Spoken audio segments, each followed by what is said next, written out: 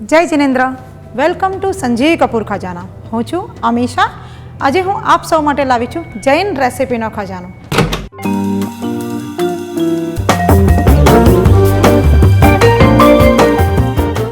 આજે આપણે અહીંયા બનાવશું મારવાડી કચોરી. મારવાડી કચોરી બનાવવા માટે સામગ્રીમાં આપણને લાગશે મગની દાળ 2 થી 3 કલાક પલાળેલી, શેકેલા આખા ધાણા, શેકેલા લાલ કાશ્મીરી મરચાં, ગરમ મસાલો, આમચૂર પાવડર, હિંગ પાવડર, જીરું, સ્વાદ પ્રમાણે મીઠું, મેંદાનો લોટ, મોણ માટે ઘી, ઓઇલ. કચોરીનો જે લોટ બાંધવાનો છે એની અંદર મેંદો, ઘીનું મોણ નાખશું આપણે અને સ્વાદ પ્રમાણે મીઠું નાખીને કઠણ કચોરીનો લોટ બાંધશું. તો આ રીતે આપણે અહીંયા ઓલરેડી કચોરીનો લોટ બાંધીને રાખ્યો છે. હવે આપણે જે મગની દાળ છે એને આપણે થોડી વઘાર કરવાનો છે. એની માટે આપણે ઓઇલ લેશું. વઘારમાં આપણે જીરું નાખશું.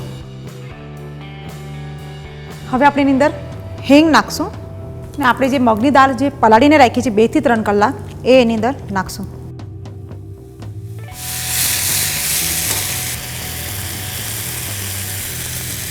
એની અંદર આપણે ગરમ મસાલો નાખશું અને સ્વાદ પ્રમાણે મીઠું નાખશું. અને હવે આપણે એની અંદર હલકો મસ્તું પાણી નાખીને મગની દાળને થવા દઈશું.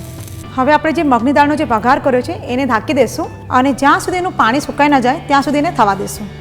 હવે એની અંદર આપણે જ્યારે દાળ થઈ જાય ત્યારે એક મસાલો નાખવાનો છે, જેની માટે આપણે જે આખા ધાણા છે એ ઓલરેડી આપણે તવા પર શેકી નાખ્યા છે. શેકવાથી એક ધાણાની બહુ સરસ ફ્લેવર આવે. તો આપણે ધાણા નાખશું. સૂકા લાલ મરચાં પણ આપણે લોડી પર શેકી નાખ્યા છે, એ પણ એની અંદર નાખશું. હવે આપણે એને અધકચરા ક્રશ કરી લઈશું.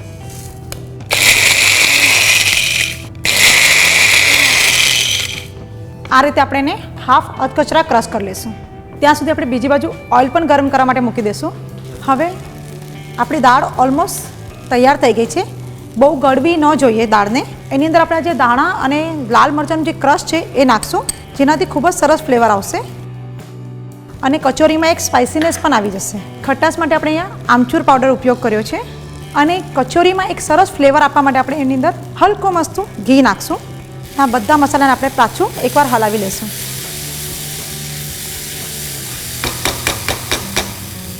અને હલકી મસ્ત આપણે દાળને મેશ કરી લઈશું.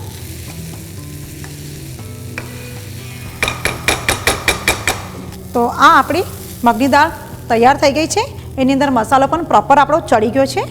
તો હવે આપણે એને એક બાઉલમાં કાઢી લઈએ અને થોડી વાર માટે આપણે એને ઠંડુ થવા દઈશું. આપણો લોટ પણ અહીંયા બંધાઈ ગયેલો છે. આપણું અંદરનું સ્ટફિંગ પણ તૈયાર થઈ ગયું છે. તો હવે આપણે કચોરી બનાવશું. કચોરી બનાવવા માટે આપણે નાના મસ્તો સ્મોલ લેમન સાઇઝનો બોલ બનાવશું. એને આપણે વચ્ચેથી દબાવી લઈશું.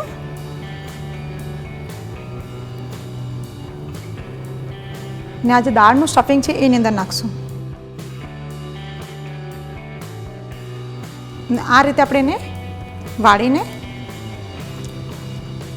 ઉપરનું લેયર કાઢીને આપણે એને સર્કલમાં પાછું લેમન સાઇઝનો બોલ બનાવી લઈશું.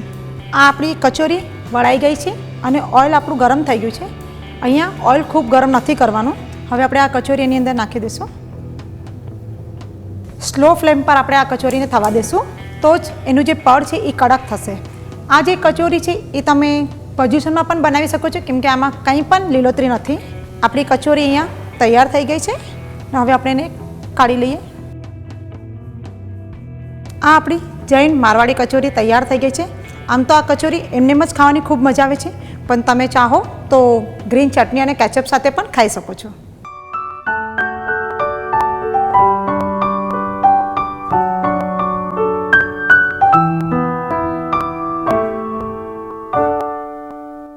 આપ સૌને જો અમારી રેસિપીઝ પસંદ છે તો અમારા ચેનલ પર સબસ્ક્રાઈબ કરો અને અમારા સાથે જોડાઈને રહો.